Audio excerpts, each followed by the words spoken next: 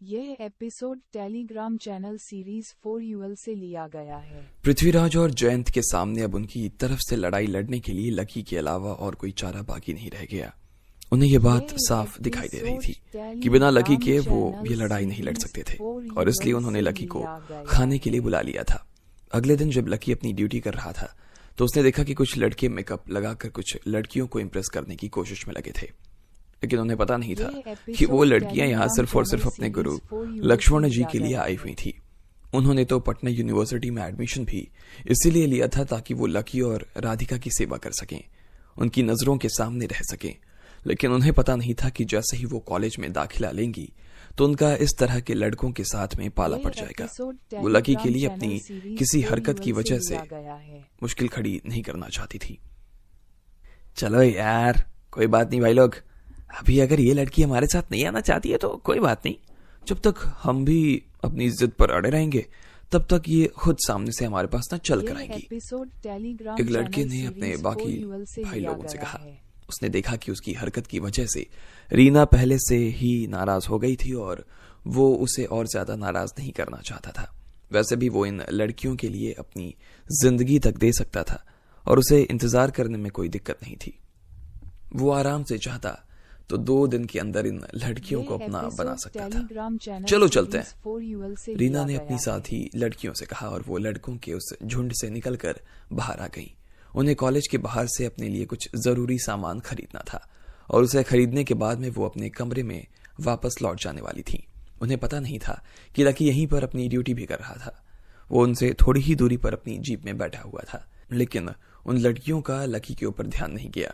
जब उन चारों लड़कों ने उन लड़कियों को अपनी नजर के सामने से जाते हुए देखा तो उनके दिल में हलचल मचने लगी। वो इतनी सुंदर थी कि इन लड़कों से अब चाह कर भी नहीं रहा जा रहा था और अब वो जल्द से जल्द उन्हें अपने कमरे में ले जाना चाहते थे। अगर वो ऐसा करने में कामयाब हो जाते तो पूरे कॉलेज के सामने उनके चर्चे शुरू हो जाते और उनकी क्लास के लड़के तो जलन के मारे मर ही जाते। इसके अलावा उन्हें इतनी सुंदर लड़कियां अगर घुमाने के लिए मिल जाती तो वो सारे बाजार के अंदर तो आग लगा देते। इधर जब लकी ने देखा कि वो चारों लड़कियों का ध्यान उसकी तरफ नहीं गया तो वो जानबूझकर उनका ध्यान अपनी तरफ लाने के लिए खांस रहा था। जब एक बार में भी उन लड़कियों का ध्यान उसकी तरफ नहीं गया तो वो 2 बार और खांसा। साला फटीचर तो कौड़ी का गार्ड, जैसे ही सुंदर लड़कियों को देखा नहीं कि साले ने खांसना शुरू कर दिया। लगता है कि अब ये भी हमारे कंपटीशन में आने की कोशिश कर रहा है। लेकिन देखना तुम, अगर इन लड़कियों ने हमें ही भाव नहीं दिया तो इस गार्ड को कहां से भाव देने वाली है। साला गार्ड कहीं का, सोचता है कि गाड़ी है तो इन्हें अपने साथ ले जाएगा, हलवा है क्या। शोभित ने कहा।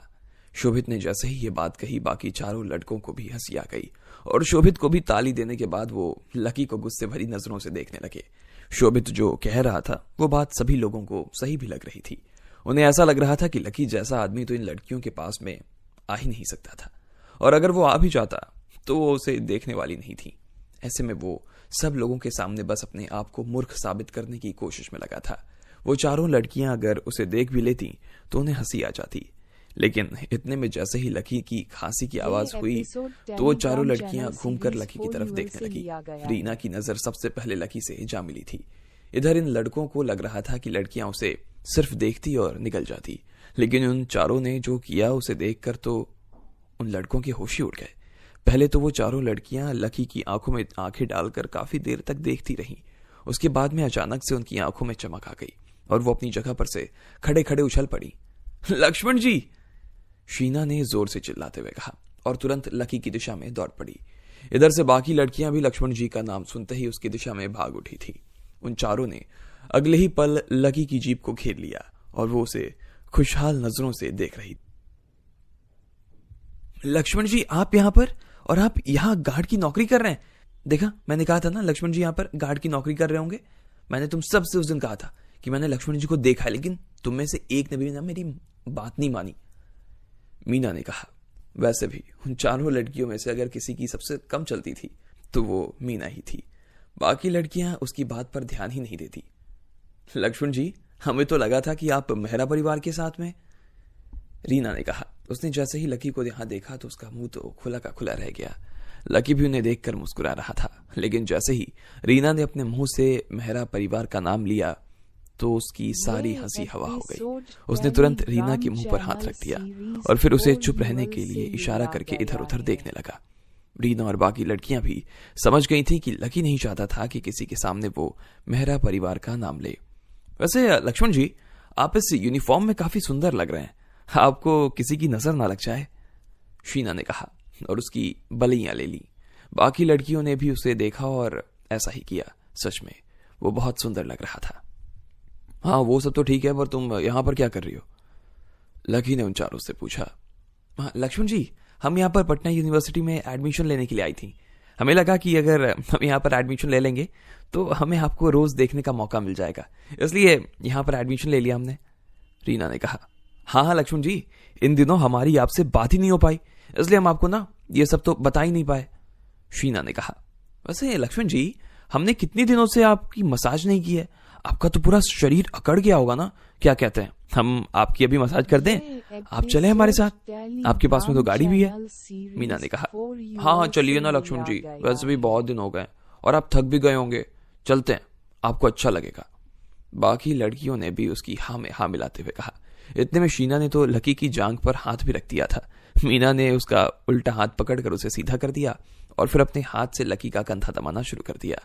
रीना भी अपनी मुट्ठियां तान चुकी थी और वो लकी की पीठ को सहलाने की पूरी तैयारी कर चुकी थी। ये दृश्य जब बाकी लड़कों ने और खास करके उन मेकअप वाले लड़कों ने देखा कि वो चारों लड़कियां लकी से इस तरह से चिपकी हुई थी, तो उन्हें अचानक से ऐसा लगा कि उनकी आंखों के आगे अंधेरा आ गया था। शोभित और बाकी लड़कों को समझ ही नहीं आ रहा था कि आखिर ये सब हो क्या रहा था। इतनी सुंदर लड़कियां ऐसे फटीचर गार्ड की इतनी सेवा कैसे कर सकती थी? शोभित से रहा नहीं गया और वो सीधा उन लड़कियों के पास में आकर खड़ा हो गया। बाकी लड़के भी उसके पीछे पीछे चले आए। अरे अरे, ये आप क्या कर रही हैं? ये कोई आर्मी का आदमी नहीं है, ये तो हमारी यूनिवर्सिटी का एक छोटा सा गार्ड है। इसकी तनख्वाह भी 10,000 रुपए से ज्यादा नहीं है। इतने छोटे आदमी को इतना ज्यादा टेंशन देने की जरूरत नहीं है। आप ये सब मत करिए, आप तो हमारे साथ में चलिए, हम आपको बढ़िया होटल में ले जाकर खाना खिलाते हैं। आज का डिनर मेरी तरफ से, क्या कहती हो? शोभित ने उन चारों लड़कियों से कहा। बकवास मत करो वरना यही लंबा कर दूंगी। रीना उसकी बात सुनकर उखड़ गई। उसे शोभित की बात पर काफी गुस्सा आ रहा था। वो आदमी लकी के बारे में ऐसे बोल भी कैसे सकता था? जैसे ही रीना ने उस आदमी को फटकारा तो बाकी लड़कियों ने भी उस आदमी को और उसके साथ के लड़कों को फटकारना शुरू कर दिया। उनमें से कोई भी लकी के बारे में एक शब्द भी नहीं सुन सकता था। वो लकी के बारे में इस तरह की बात कर रहे थे। रीना और बाकी लड़कियों को यह सुनकर ऐसा लग रहा था कि उन्हें जिंदा रहने का कोई शौक नहीं रह गया। अगर वो पटना यूनिवर्सिटी में ना होकर किसी और जगह पर यह बात करते तो अब तक वो लड़कियां इन चारों का तो मुंह तोड़ चुकी होती। बस रीना, अभी थोड़ी देर पहले ये लड़के मुझे ऐसा कह रहे थे कि आजकल की लड़कियां को इन जैसे मेकअप वाले लड़के और थोड़े फैशन वाले लड़के ज्यादा पसंद है। ऐसा है क्या? तुम इनमें कोई पसंद आया क्या? लकी ने उन लड़कों की तरफ उंगली से इशारा करके पूछा। जब वो ये सवाल कर रहा था तो इस सवाल के जवाब का इंतजार भी कर रहा था और वो चाह कर भी अपनी हंसी नहीं रोक पा रहा था। वो अपने आप को रोकने की कोशिश तो खूब कर रहा था, लेकिन उससे हो ही नहीं पा रहा था और आखिरकार एक बार तो उसकी हंसी निकल ही गई। वो जानता था कि लड़कियों को इस तरह के लड़के जरा भी नहीं पसंद थे और अगर वो खुद लड़की होता तो वो खुद भी कभी ऐसे लड़के को तो पसंद बिल्कुल नहीं करता। क्या बकवास कर रहा है ये आदमी? ऐसे लड़के को हम तो क्या कोई भी लड़की नहीं पसंद करेगी।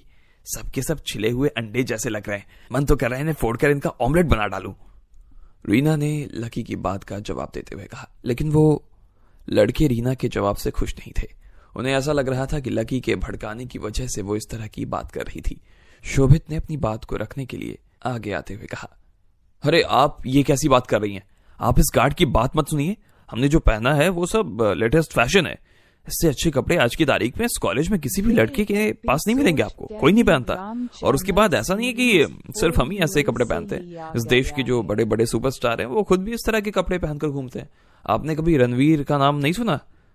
हाँ, मानते हैं कि कुछ लड़कियां हमें थोड़ा सा कम पसंद करती हैं, लेकिन ज्यादातर लड़कियां तो हमारे ऊपर फिदाई हैं। और उसके अलावा भी हमने जो कुछ पहन रखा है वो कम से कम इस फटीचर कार्ड से तो बहुत ही अच्छा है। हाँ सही कह रहे हो, हम इससे तो बहुत ही अच्छे दिख रहे हैं। ये सब तंदूरी चिकन जैसा लग रहा है। मार खानी है ना तुम्हें, ऐसे नहीं सुधरोगे ना तुम। रुको अभी बताती हूं। रीना का पारा 7वें आसमान पर पहुंच चुका था। बाकी लड़कियों को भी उसकी तरह बहुत गुस्सा आने लगा और वो चारों शोभित और उसके साथियों की कुटाई करने के लिए निकल पड़ी। वो उन्हें इतनी आसानी से तो छोड़ने वाली नहीं थी। उन्होंने अपनी मुट्ठी कस ली और उन लड़कों की दिशा में आगे बढ़ने लगी। उन्होंने एक बार इन सब लोगों को झेल लिया था। लकी के बारे में इन्होंने जो भी कहा वो भी सुन लिया, लेकिन अब वो उसके बारे में और किसी भी तरह की बात नहीं सुनने वाली थी। रीना उन्हें दूसरा मौका नहीं देने वाली थी। अरे मारो मत, बेचारों को बहुत नाजुक हैं, लकी ने इतने में पीछे से चिल्लाते हुए कहा। वो नहीं चाहता था कि यहां किसी तरह का तमाशा खड़ा हो और वो सब लोगों की नजर में आ जाए, लेकिन तब तक तो वो लड़कियां उन लड़कों के पास पहुंच चुकी थी। रीना ने बारी बारी से 2 लड़कों के पेट में लात मारी और इधर से शीना, मीना और टीना भी एक एक की छाती में लात मार कर उन्हें नीचे गिरा रही थी। पलक झपकते ही वो सारे लड़के जमीन पर गिर गए और उनके चेहरे पर धूल चढ़ चुकी थी। अब आगे क्या होने वाला था?